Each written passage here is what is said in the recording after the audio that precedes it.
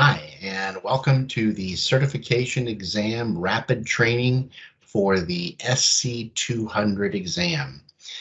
This exam is going to earn you the certification of Microsoft Security Operations Analyst. My name is Dave Branscombe. I'm a Senior Cloud Security Architect at Microsoft. I have been an MCSE on every version of Windows since NT4. And now I focus entirely on cloud technology, including Azure and M365 security concepts. Before Windows, I was involved with Novell, as many of you probably were, as well as IBM mainframe and Unisys mainframe. The links for the video and the content where it will be shared are shown here at the bottom.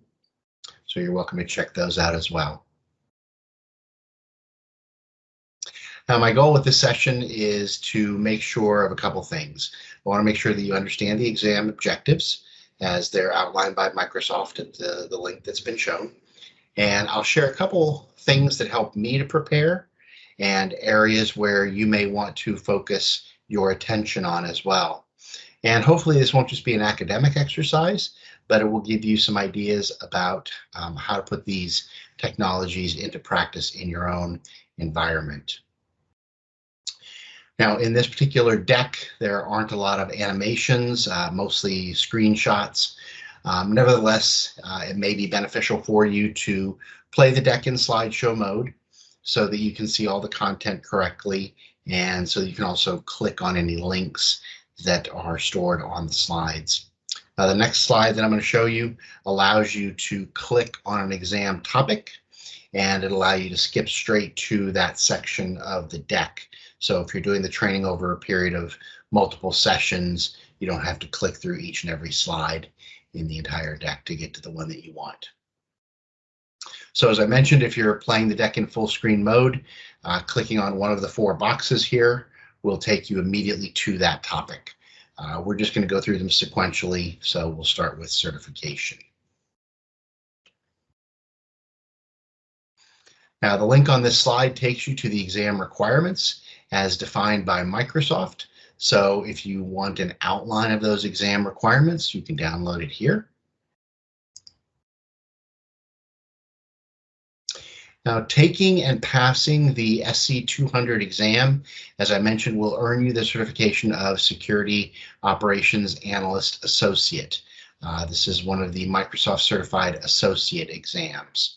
Sometimes there are groupings of different certifications that will earn you a higher level certification, such as MCSE, but at this point that hasn't been defined for the SC grouping of certifications. There's a good study guide that's listed here from Charbel Nemnam, who is a Microsoft MVP for security, so be sure to take a look at that. As far as the exam is concerned, the exam skills that are going to be measured are related specifically to the Defender suite of products, whether we're talking about Microsoft 365 Defender or Azure Defender, as well as how to plan for, implement, and manage Azure Sentinel. So as you can see, there's quite a bit of information covered in this exam, and all of it is geared toward helping you prepare for a role in a security operations center or SOC, and primarily this would be a SOC that is using Microsoft security products. Now, how do you prepare for the exam? Well, you've taken the first step, and that is getting to know the exam objectives. You'll want to study the Microsoft documentation related to the exam objectives, and I've shown you where those can be located. As of this date, or at least the date this video was being created, there aren't any practice exams for the SC-200 exam, but if one does become available, and you can usually look those up online, I would recommend that you take one of those as a preparation. Very often the exam writers are very good at simulating the types of questions and the types of content that are covered in the exam, so it's a good way to practice. More than that, though, the better you know the product itself from working with it, the better your chances are of passing the exam. And so, in fact, when I took the exam during the beta period, I was able to pass the exam simply because I work with the technology every day. It was all familiar to me. So the more practice that you get with the actual technology, the better your chances of passing. There are also some free learning paths available, as you see here highlighted on the slide. And you can take these learning paths for free, and they will help you to prepare for the content in the exam. One thing that you have to especially pay attention to is the fact that the portals that manage the multiple Defender products and then the Azure Defender and Sentinel products covered in the exam are located in different areas, different portals. So for example, you're going to be looking in the Microsoft 365 Admin Center for many of the security elements of the exam, but you'll need to use the Azure portal when you start studying for the Azure Defender and Azure Sentinel part of the exam. So just be aware that they're in different locations. So you'll need to provision separate tenants for practice. It's a fairly large time investment, but if you have the time to go through the Ninja training for all the Defender products and Azure Sentinel, I would highly recommend that you do so, because it does provide some very deep training on all of the products that are covered in the exam. However, as I said, it does take a good chunk of time to go through all of these training courses. So it may not be feasible if you're prepping for the exam maybe within the next couple of weeks. You're definitely going to need to invest several weeks worth of time to go through all of this content. The other thing to be aware of too is that the Ninja training is not specifically designed for certification preparation. So as I mentioned, if you're playing the deck in full screen mode, clicking on one of the boxes here will take you immediately to that topic. We're just going to go through them sequentially. So the first thing we're going to take a look at here is Microsoft 365 Defender up in the right-hand corner. So the content for Microsoft 365 Defender takes up about a third of the exam for you, and you need to also recognize that it's going to cover a large number of products that have all come under the Microsoft Defender umbrella. Now, what do I mean by that? So as you may be aware, the Defender used to be, the Defender name used to be used to describe the endpoint detection product that was installed on, for example, a laptop or a desktop. Now, however, this Microsoft 365 Defender brand is a suite of products, and that includes Microsoft Defender for Endpoint, which is your endpoint platform and preventative protection product. You have the Microsoft Defender for Office 365, which protects your organization against malicious files that come through email or through links or URLs that are embedded in email, and also attacks that may take place against collaboration tools like Teams or OneDrive or SharePoint.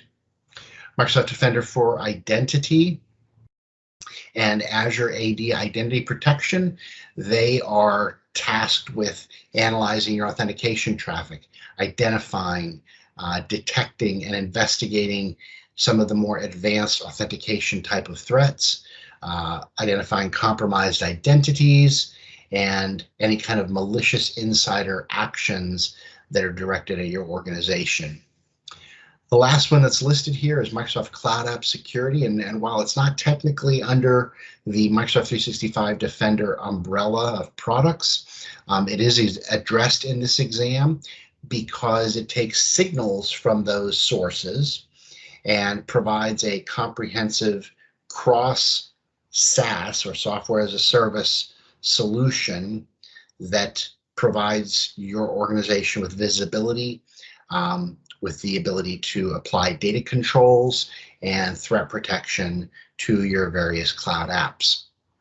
There are a number of different ways that you can license your organization for these products, although the easiest way by far is by leveraging the Microsoft 365 E5 or A5 SKU. Certification exams typically don't spend a lot of time focusing on questions about licensing, so I wouldn't worry too much about maybe memorizing the list here, but it is good to know what's included in some of these suites of products. However, certification exams are definitely going to ask you about how you perform certain tasks with the least level of privileges possible. So it's important to know what roles you would need to have in order to perform some of the tasks in the Defender suite of products. So I would at least take some time to review the required permissions link to make sure that you're familiar with that. So the required permissions link is kind of over there, just above where it says Microsoft 365 Security Center. The Microsoft 365 Defender suite of tools, just to give you kind of a high-level overview of what it does, it gives your organization the ability to analyze the data, as well as even some of the low-level signals that might otherwise be missed, and then correlate those individual alerts into incidents that can then be acted upon by security operations analysts. So this gives your security operations team a more complete view of an adversary's attack and allows your team to respond to it in its entirety instead of individual alerts. You can also create workflows and perform things like auto healing of impacted assets. We'll talk about that in just a few minutes. So if a machine is impacted by a piece of malware, Defender can be configured to automatically perform a remediation action when it detects that sort of thing. With the advanced hunting capabilities, with the use of Custo query language, or KQL, you might hear people say, organizations and threat hunters can create queries to uncover some of those sophisticated threats and customize the response that they have to that threat. But the great thing is that Microsoft 365 Defender doesn't require any specific expertise or customization to get the protection started. So defenders can immediately use the integrated console and combined incident views to start collecting information.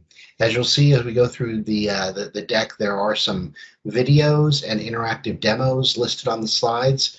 I would recommend that you spend some time watching those and walking through the interactive demos in order to get a good understanding of what the capabilities are of the different tools that we talk about.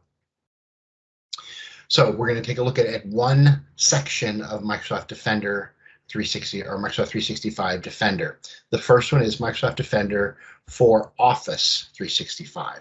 So this product, which was previously known as Office 365 ATP, Advanced Threat Protection, the goal of this is to safeguard your organization against the malicious threats that might be contained in email messages, in links or URLs, and in your collaboration tools.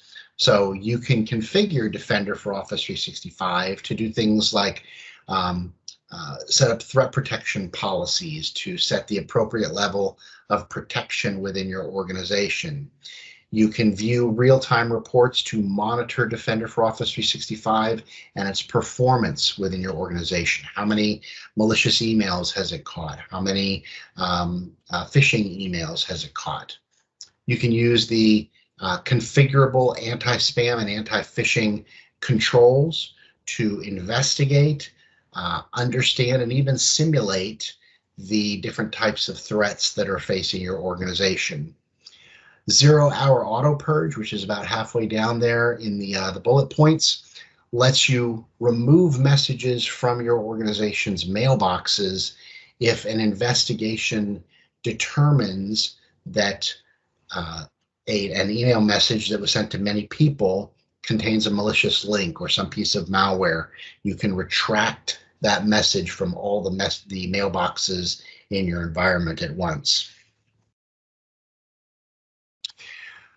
You can also use preset configuration policies or security policies to deliver a common configuration of spam, malware, phishing settings to a group of users maybe from a single location, similar to what you would do with group policies in Active Directory. But what this is applying to is message hygiene and message security. So the policy settings, which can be set to either standard or strict, there's no configuration allowed there. These are defined by Microsoft, and they're based on what our observations have been in analyzing messages that have been coming into our data centers for Office 365. Now, the configuration analyzer that you see here, that you see the screenshot here, provides you with a central location to find and fix any individual security settings that you may have defined where the settings are less than what are defined in the standard and strict protection levels in the preset security policies. So there are policies that you can define yourself for phishing and anti-spam and so on, or you can use the preset policies.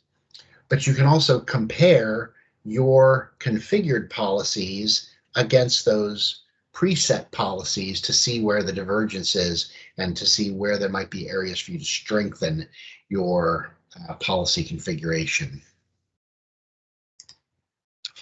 So the last bullet point talks about Application Guard. Microsoft Defender Application Guard for Office helps you prevent untrusted files from accessing trusted resources, keeping your enterprise safe from different new and emerging attacks. It's always a good idea to know how to configure things in PowerShell.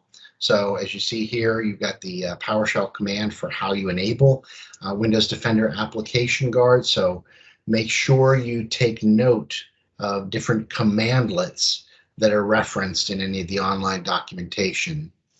The icon that you see down here in the lower left of the slide indicates that Application Guard for Office is protecting Word, Microsoft Word at this point. Continuing on with Microsoft Defender for Office 365, the content on this particular slide is focused on automated investigation and response, or AIR. You might hear that acronym used. Now you can use the interactive guide that's listed down here at the bottom of the slide to get a sense for how incidents are manually handled in Office 365. But you're going to want to understand how the automated method of investigation and remediation is also carried out. So you can perform an investigation and remediation manually, but you can also allow Office 365 or Defender for Office 365 to perform some of those remediation tasks automatically. So at a high level, the way it works is an alert gets triggered, and a security playbook, which is defined by Microsoft, that security playbook starts an automated investigation. It results in a set of findings and some recommended actions. So if we take that step by step, how does it happen? So the automated investigation can be initiated in one of two ways. The first way is that an alert is triggered by something suspicious occurring in an email. Maybe there's an attachment or a URL. Maybe there's a compromised user account that accesses the email. Whatever it is, it triggers the alert. When that happens, an incident is created and the automated investigation begins. The second way that this automated investigation can take place is that a security analyst kicks off an automated investigation when they're using Threat Explorer. They identify something that's unusual and they kick off the automated investigation, and it will perform tasks in the background to investigate that particular event. While that automated investigation is running, it's going to gather information and data about the email in question and the entities associated with that email. So that might include things like the files that are attached to the email, any URL links that are embedded in the email, the recipients of the email, the senders of the email, and that investigation scope may increase as new or related alerts are triggered within the environment. As the investigation is taking place, and then after the investigation is complete, you can go in and review the details and the results.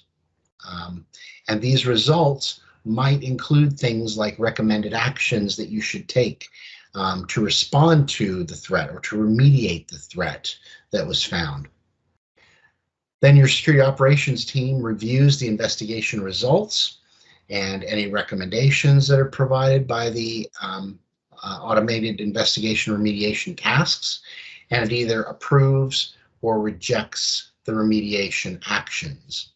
And as those pending remediation actions are either approved or rejected, then the automated investigation completes. So that's kind of a high-level view of how that takes place.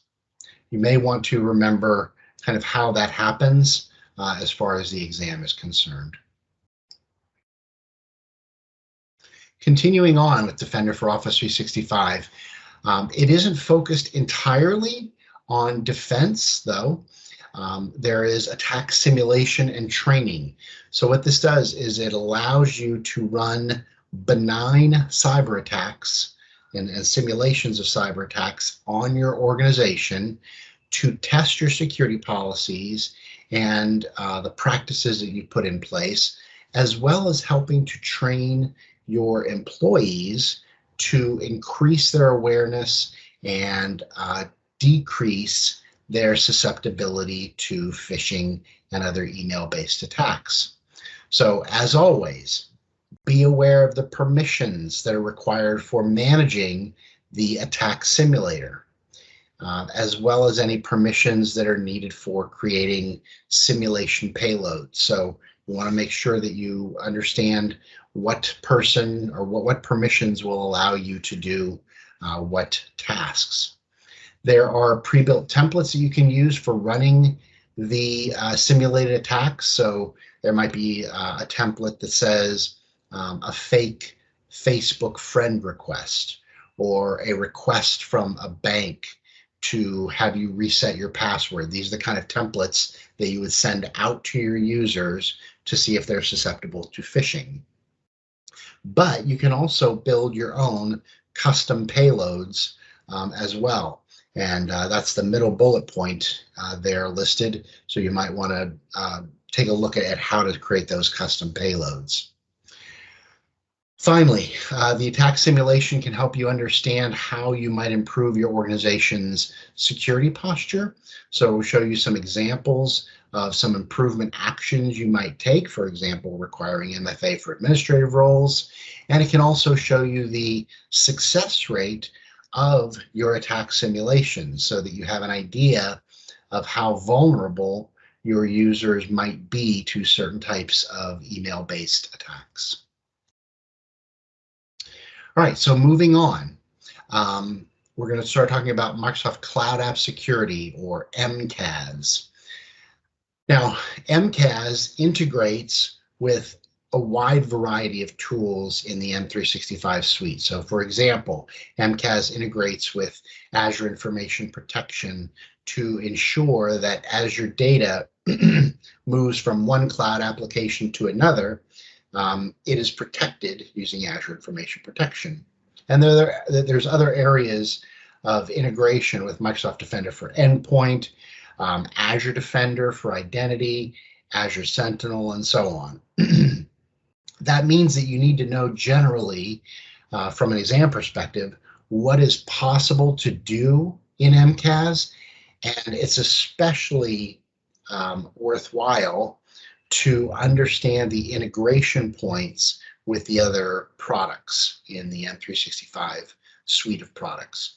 I would suggest very strongly walking through the interactive demos that are shown at the bottom of the slide here so that you understand how some of these things are configured.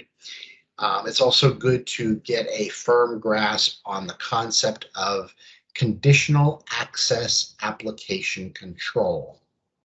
So conditional access application control, the idea behind this is that it uses a reverse proxy architecture and it integrates with your identity provider.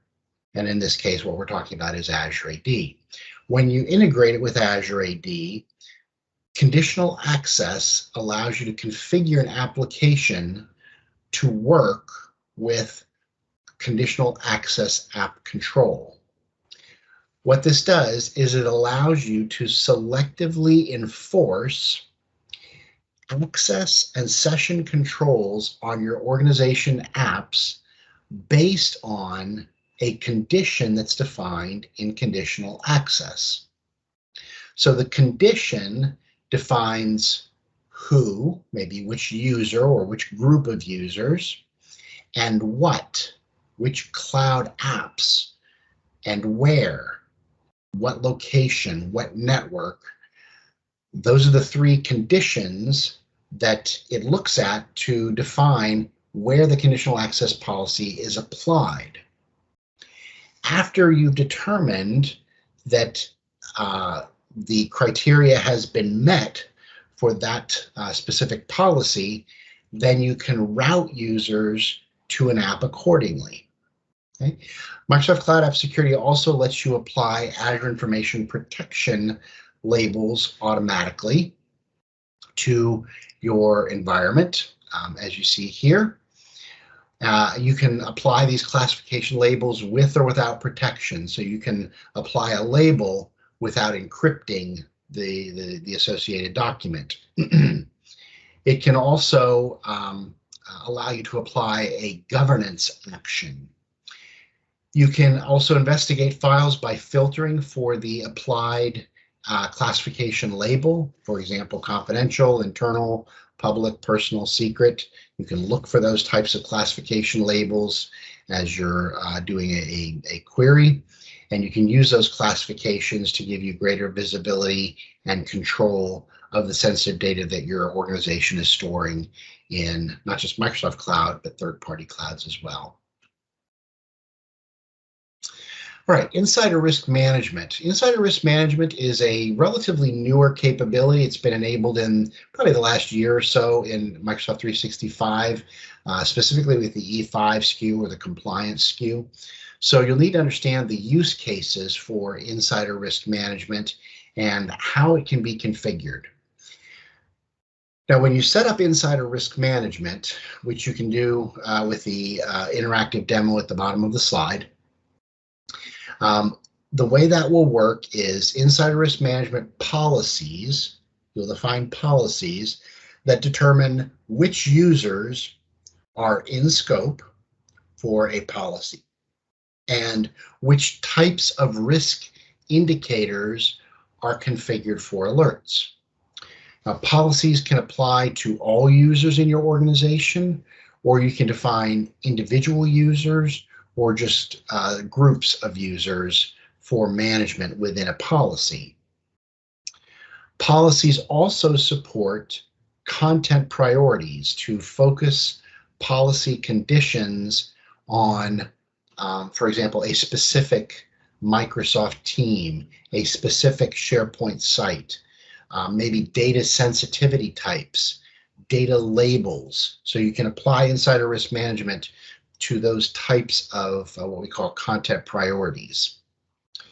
Using templates, you can select specific risk indicators and customize event thresholds for those policy indicators.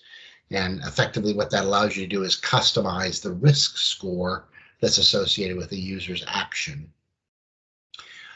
Insider Risk Management templates are predefined policy conditions that define the types of risk indicators and the risk scoring model that's used by the policy. So essentially what this is describing is what are what are called stressors that might lead to an insider risk type of behavior.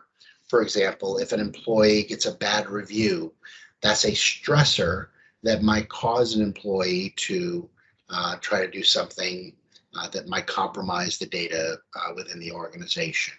Now, I wouldn't expect this to be a major portion of the exam because it is a very small element of M365, but be sure to at least understand the concepts of insider risk management.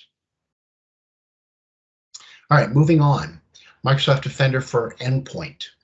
Now, a decent part of this section of the exam deals with Defender for Endpoint. So you want to be very clear on the requirements for setting Defender for Endpoint up.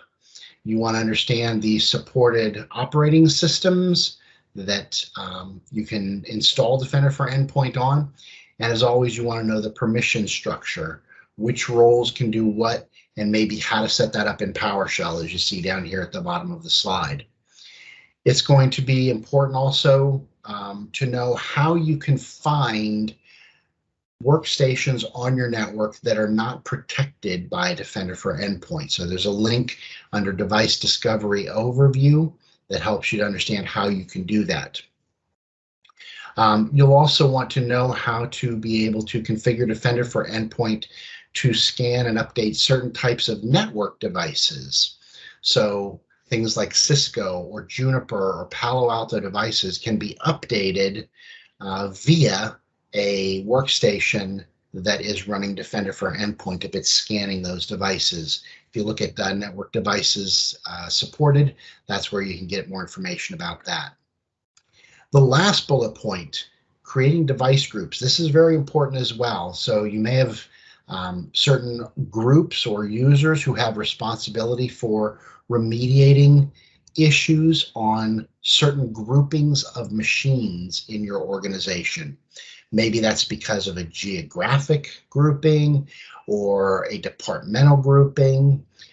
You'll need to know how you can set those machines up in a specific group so that certain individuals have the ability to address issues on those specific machines while excluding other people, maybe in the IT department, from touching those machines.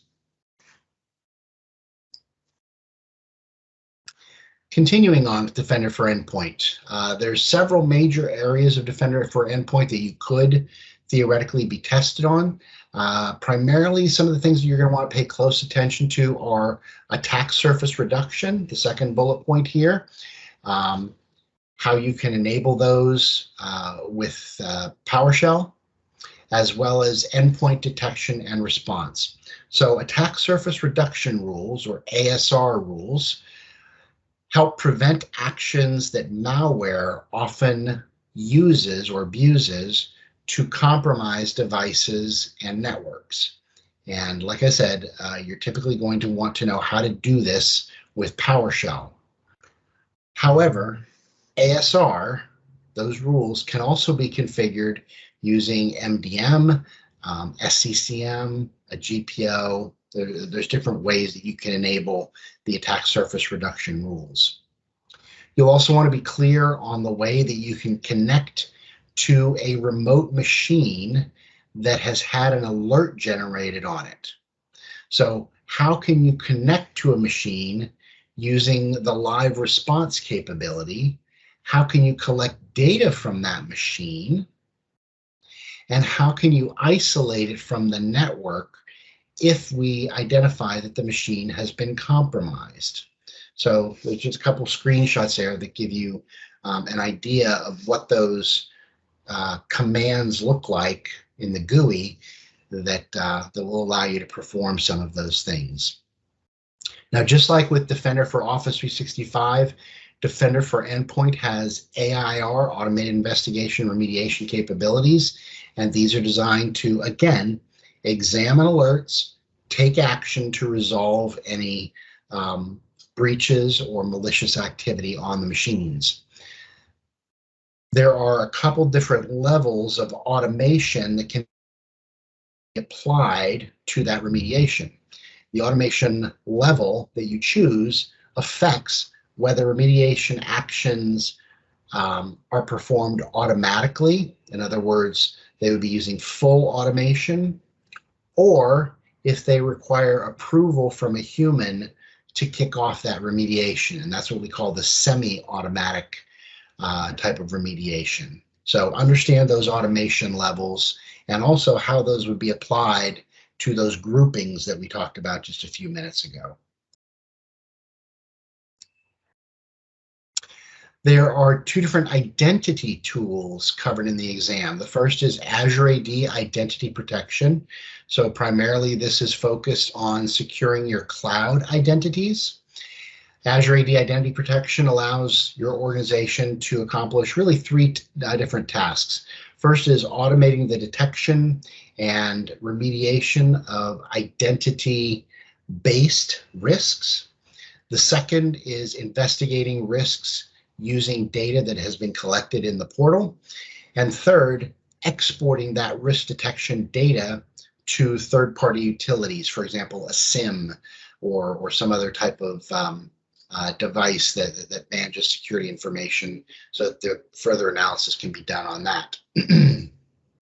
With identity protection policies, you have two types of risk protection policies that you can enable in your directory. The first is sign-in risk policy, and the second is user risk policy. So you'll need to understand the difference between those two. What is a sign-in risk and what is a user risk? Azure AD Identity Protection also helps you manage the rollout of Azure AD MFA, or multi-factor authentication registration, by configuring a conditional access policy that requires users to register for MFA no matter what type of modern authentication application they're signing into. So before a user can be granted access to a specific type of application, they must set themselves up with multi-factor authentication. Azure AD Identity Protection also provides reporting capabilities to help you investigate those identity risks in the environment. So the reports are focused on things like risky users, risky sign-ins, and risk detections. So all the active risk detections contribute to the calculation of a value that's called the user risk level. The user risk level is an indicator, either low, medium, or high, for the probability that a user account has been compromised. So as an administrator, you want to get all the risk detections closed so that the affected users are no longer considered to be at risk. Now, you're not extremely likely to get any questions about the Microsoft Graph API, but you still want to be aware that Microsoft Graph is the endpoint, or the API endpoint, for Azure Active Directory Identity Protection APIs. What that means is that you can use Microsoft Graph to programmatically get risky or get user details that might be considered risky within your organization using PowerShell, as you see here in the example. So you don't have to go through the portal. You can collect this information programmatically. Switching gears a little bit, the second identity protection tool covered in the exam is Microsoft Defender for Identity. Don't get those names mixed up.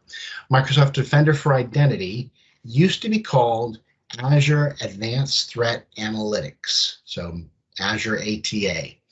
And what this does is it monitors your on-premises domain controllers, and it does this by capturing and parsing the network traffic and leveraging the events that show up in Windows.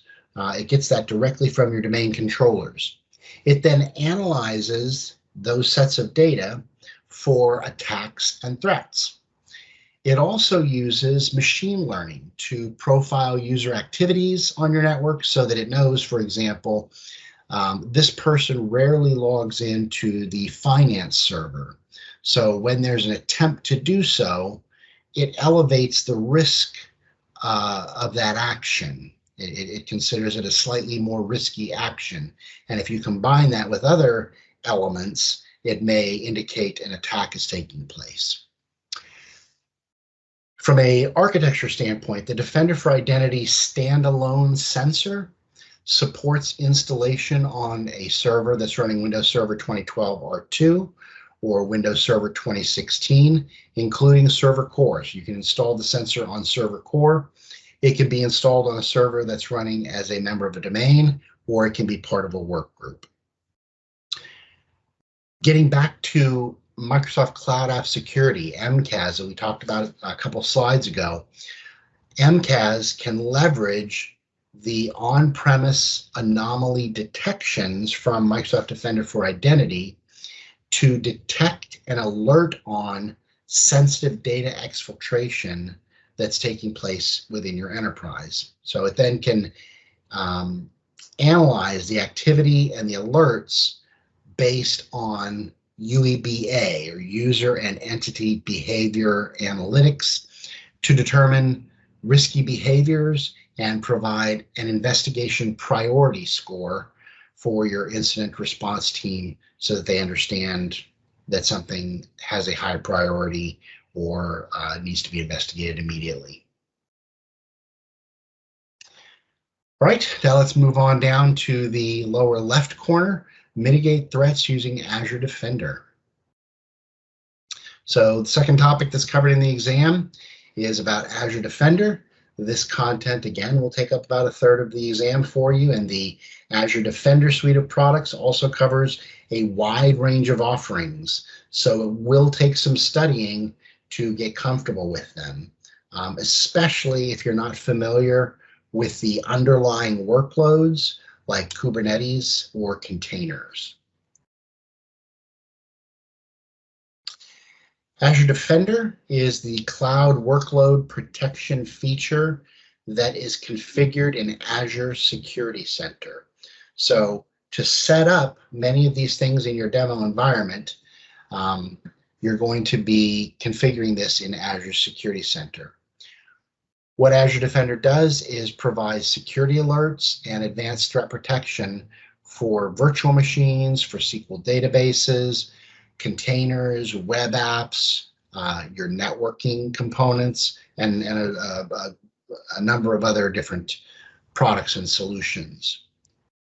When you enable Azure Defender from the pricing and settings area in Azure Security Center, there are a large number of Azure Defender plans that are automatically enabled, and it allows you to provide comprehensive defenses for different layers of your environment as are listed here. So you have Azure Defender for servers, for SQL, for containers, for app service, for storage, for Key Vault, for resource manager, for Kubernetes. There's a large range of Azure Defender 4 type of solutions. So while Azure Defender does cover a very wide range of services, such as the Kubernetes and containers, the exam is more likely to cover things like servers, storage, SQL, app services. Key Vault is one that may pop up. But having said that, anything is fair game for the exam writers if it's listed in the exam objectives, which these are. So make sure to walk through the interactive guide that's shown down here, just off to the left of my shoulder here, that talks about protecting your hybrid cloud with Azure Security Center.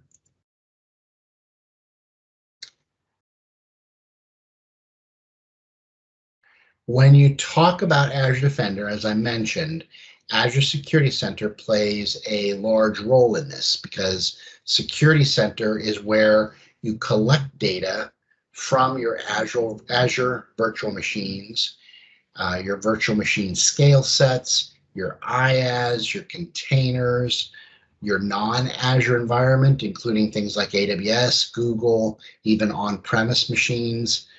All those feed information into Azure Security Center.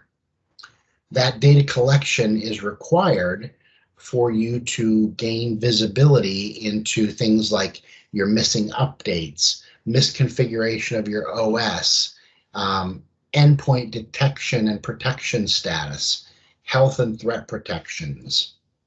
So to collect that data, you need agents and extensions on the protected assets. So that's what we see here, that you either enable or turn off a plan for certain types of resources. To collect the data, you need agents and extensions on the protected assets.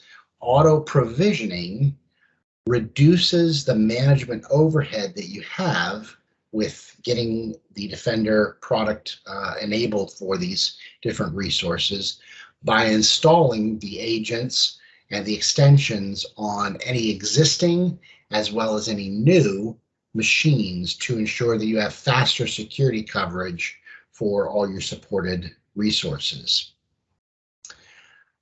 Now, besides defending your Azure environment, you can add Azure Defender capabilities to your hybrid cloud environment. So this allows you to protect your non-Azure servers and your virtual machines in other clouds, such as you see here, AWS and GCP, or Google Cloud Platform. In order to do that, what you need to do is deploy Azure Arc and enable Azure Defender to protect the machines that fall under Azure Arc. Azure Arc is the preferred way of adding your non-Azure machines to Azure Security Center, but it can also be done through the Azure portal if you prefer that.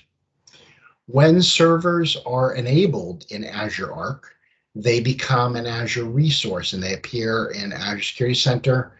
As you see here, a non-Azure machine, an Azure VM, or an Azure Arc enabled server, and they'll appear in Security Center with the security recommendations, just like with your other Azure resources. When Azure Defender detects a threat in any area of your environment, it's going to generate a security alert, just like with M365 Defender.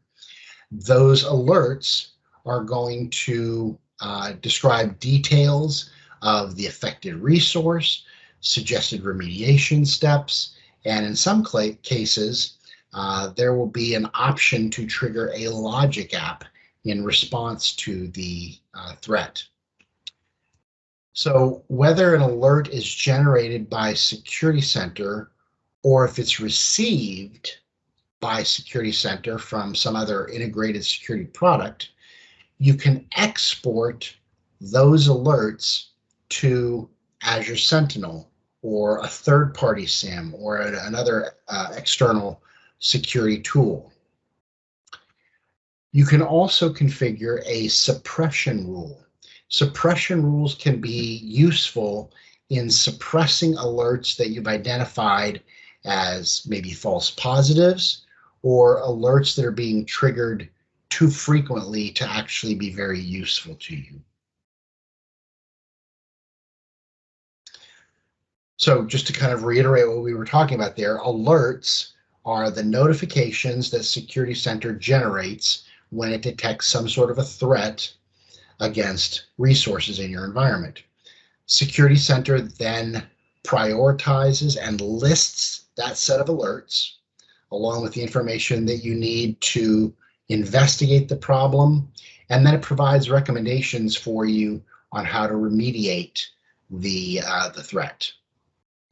A security incident, different from a security alert, a security incident is a collection of related alerts rather than listing each of the individual alerts separately. So Security Center can correlate these different alerts from different locations and pull them together and say, this is a single incident. This is the same, these are pieces of the same attack taking place. Now, using those incidents, Security Center can give you a single view of an attack and all the related alerts that were triggered by that attack. That view allows you then to quickly understand what actions the attacker took and what resources were affected by those actions. help your incident response teams investigate and remediate the threats. Security Center provides these threat intelligence reports that contain information about the detected threats. So if you don't have your own Azure Security Center environment to work with, make sure that you watch the Channel 9 video on the slide here so that you have an understanding of how incidents are managed in Azure Security Center.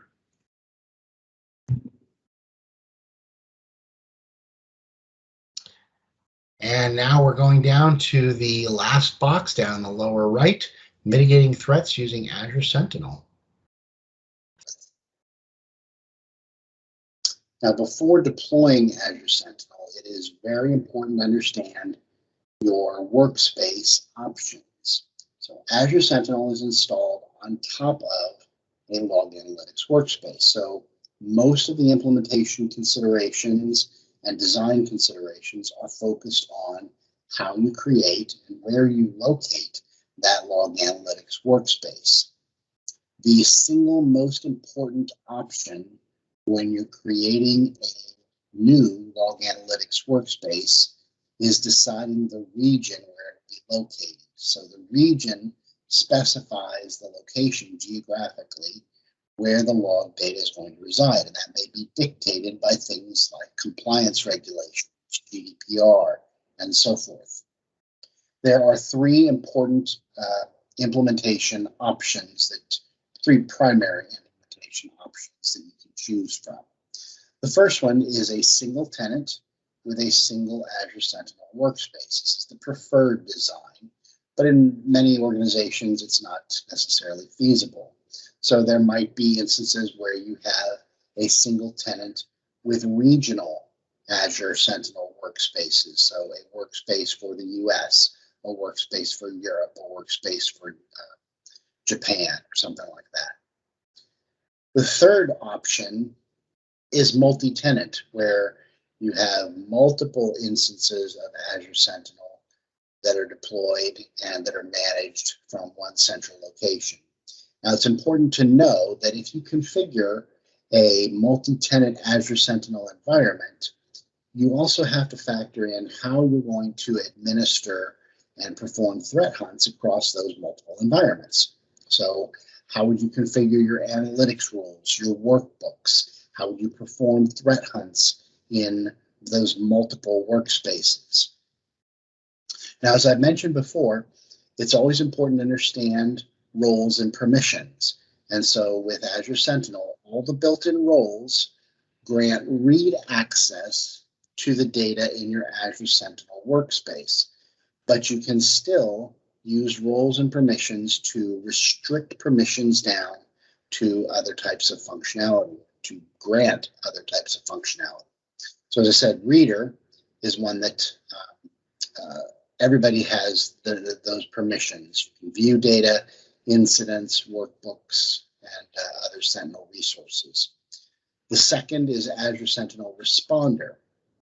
With a responder role assigned to you, in addition to the other reader permissions, you can manage incidents. So you can assign an incident to an individual, you can dismiss an incident, and so on. The third is Azure Sentinel Contributor. So layered on top of what you could do with the responder permissions, it also allows you to create and edit workbooks, to create and edit analytic rules, to perform other tasks against Azure Sentinel resources. Then the last role that can be assigned is Azure Sentinel Automation Contributor. And what that does is it allows Azure Sentinel to add playbooks to automation rules. Now, typically, this isn't meant to be assigned to a user account. It's probably going to be some sort of an automation account that you would use in that case.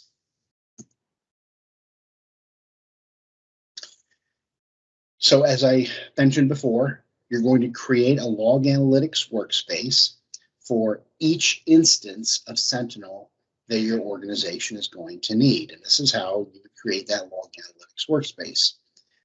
The Log Analytics Workspace is a unique environment for log data that comes from Azure Monitor.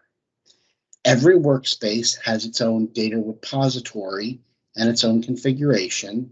It has its own data sources and the solutions that are configured to store their data in that particular workspace. Now, in most organizations, cost efficiency is one of the major driving factors in how you design and how you implement any solution, and Sentinel is really no different. It leverages Azure Monitor logs, which can scale quite extensively and can scale very easily. However, it's important to understand that the cost of a log analytics workspace isn't dependent solely on the volume of the data that is being collected into that workspace. It's also dependent on pricing tiers that you've configured or selected, as you can see in the diagram here. It also is dependent on how long you have configured your data to be retained. So your data retention configuration for your connected sources. So how long you're going to retain that data. So it's good to understand those concepts so you can potentially reduce your storage costs when you're designing your Sentinel workspace. Once you have enabled Azure Sentinel, the first thing you need to do is connect your data sources. So Azure Sentinel comes with a bunch of multiple connectors for Microsoft solutions out of the box, including things like Microsoft 365 Defender, Microsoft 365 for Exchange, SharePoint, Teams data, Azure Active Directory, Microsoft Cloud App Security, and a bunch more. In addition to that, there are built-in connectors for the broader security ecosystem beyond Microsoft solutions. So you can use things like Common Event Format or syslog or the REST API to connect your data sources to Azure Sentinel. You can also pull information using Windows event collectors, and then the Security Events Connector lets you stream all your security events from your Windows system to your Azure Sentinel workspace. What this does is allows you to view your Windows security events in your dashboard, to use those events to create custom alerts, and to use them to improve your investigations. You can configure this connector to only pull the events that you're particularly interested in. So you can say, I'm going to go ahead and pull all the events. In other words, all the Windows security and app blocker events are pulled into my environment. Or you could say the common events. In other words, the events that are used typically for auditing. That might mean including things like security group changes, domain controller Kerberos operations, and other types of events that are associated with security auditing best practices.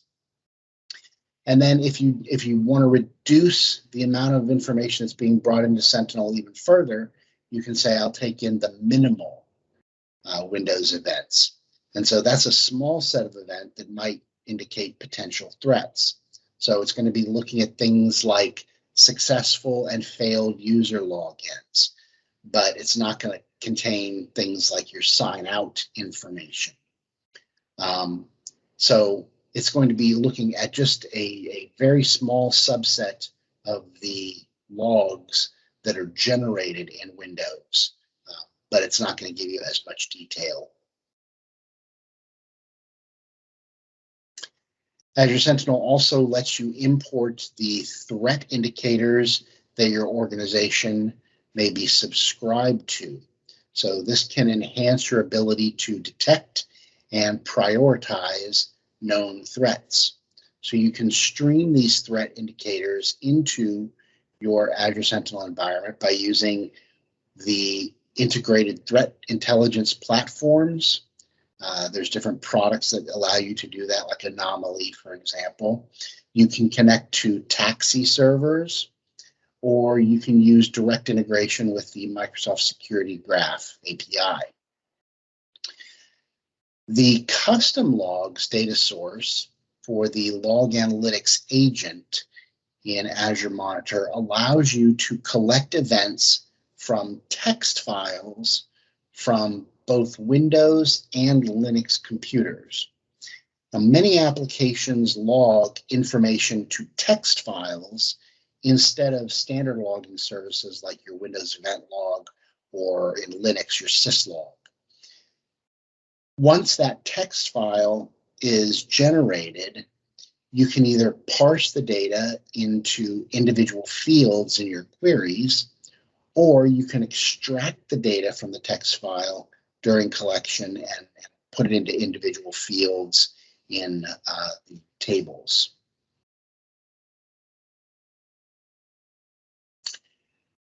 Now that you've got your data sources connected to Azure Sentinel, you can create custom analytics rules to help you discover threats and anomalous behaviors that are being generated in your environment and that are being captured in those logs. So these rules that you're creating search for specific events or specific sets of events across your environment. Then they'll alert you when certain event thresholds are met. They'll generate incidents for your SOC team to triage and research. And then they can even be configured to respond to those threats with an automated tracking and remediation process. Now, as we see in the screenshot here, in the Set Rule Logic tab of the Analytics Rule Wizard, you can either write a query directly in the rule query field, or you could create a query in your Log Analytics workspace and then transfer it over to the Set Rule Logic field in that wizard. In the Incident Settings tab, you can choose whether and how Azure Sentinel turns alerts into actionable incidents. So if this tab is left alone, if you just leave it at the defaults, Azure Sentinel will create a single separate incident for every single alert. So you can choose to have no incidents created, or you can group alerts into a single incident by changing the settings on that tab.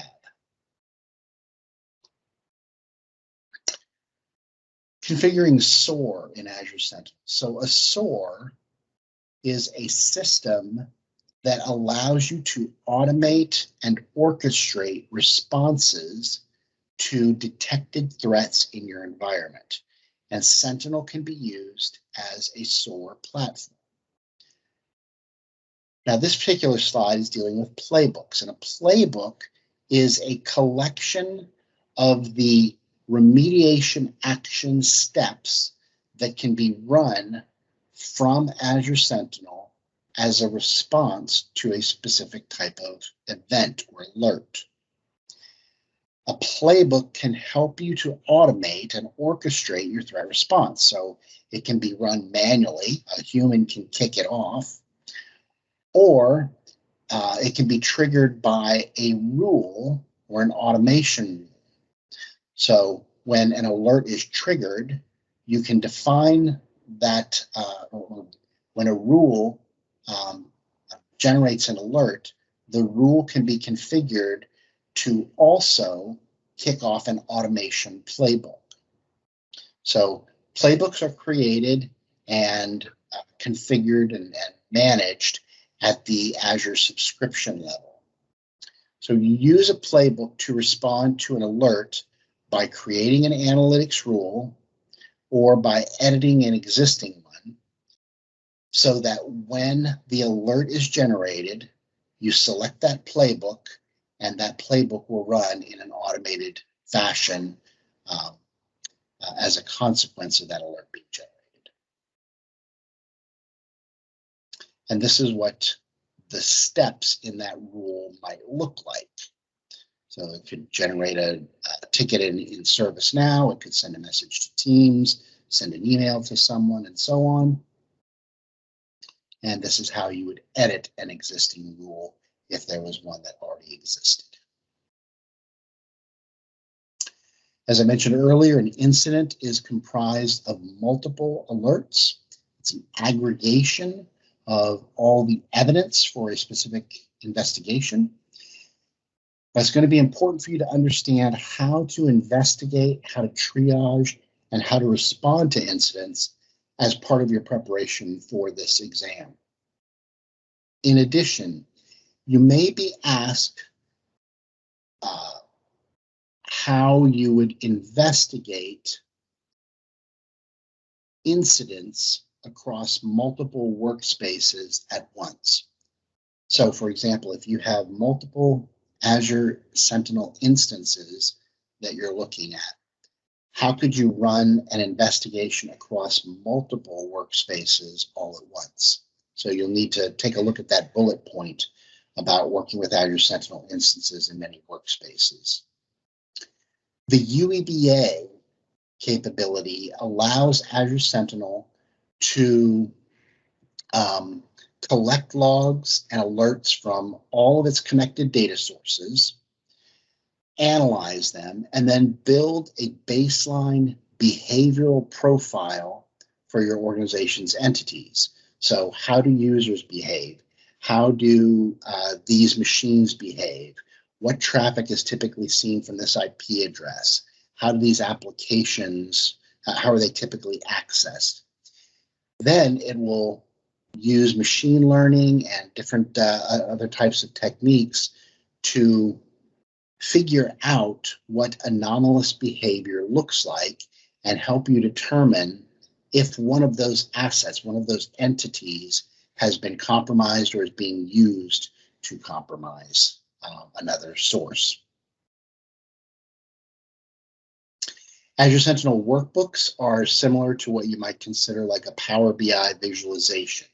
So they provide a way for you to visually analyze and interpret the data that exists in your log analytics workspace. So you'll typically get some log analytics or some workbook visualizations with each of the data sources that you connect to Azure Sentinel. So you see here, we've got the Azure Active Directory connector, and you see that there are some workbooks associated with that.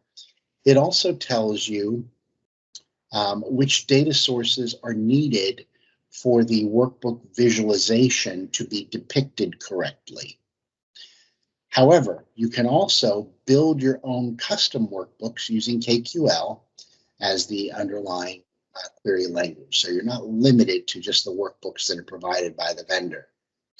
One of the more interesting workbooks is the Security Operations Efficiency Workbook, which allows you to track the efficiency of your SOC in investigating and closing out incidents through Sentinel.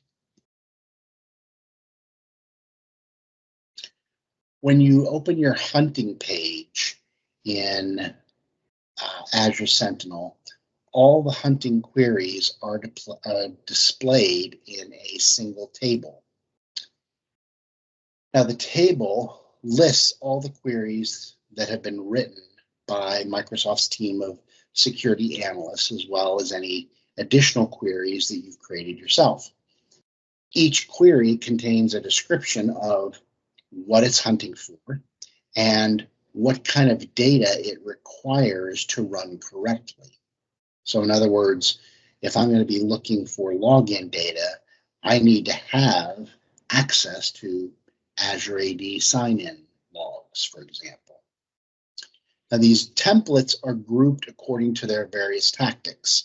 And when you look at the rules themselves, you'll see that there are icons that categorize the type of threat associated with that rule. whether it's initial access, an attempt to achieve persistence, exfiltration of data, whatever it might be. When you click Run Query, or if you want to run all the queries all at once, you don't have to actually leave the hunting page to see the results. The number of matches for each of the rules will be displayed within the table in the column for results. You can also use Hunting Live Stream to create interactive sessions that let you test newly created queries so that as events occur, you get notifications from that session when a match is found, and then you can launch investigations if necessary. Threat hunting typically also involves filtering through just mountains of data, hundreds and hundreds of individual alerts. And so during this process, investigators may find alerts or events that they want to remember, they want to revisit and analyze as part of their overall investigation. Maybe it's part of a hypothesis that they want to prove, or they just want to understand the full story of how a compromise took place. You can use hunting bookmarks in Azure Sentinel to accomplish this. And what this will do is allow you to preserve the queries that you ran in Azure Sentinel logs, along with the query results that you deem to be relevant for this, this particular bookmark. You can also, within the bookmark, record your contextual observations and reference your finding by adding notes to the bookmark or tags to the bookmark. So that bookmark data then becomes available to not just you, but everybody else on your team so that they can use it for their own investigations and so that you can collaborate across teams perhaps. And so that's how you would add an event to a live stream. So thank you very much for your time. I wish you the best in your preparation for this exam, and make sure you get lots of hands-on time with the products, watch the videos that I recommended, and read up on the products so that you get the most detailed information that you can. Talk to you soon. Bye.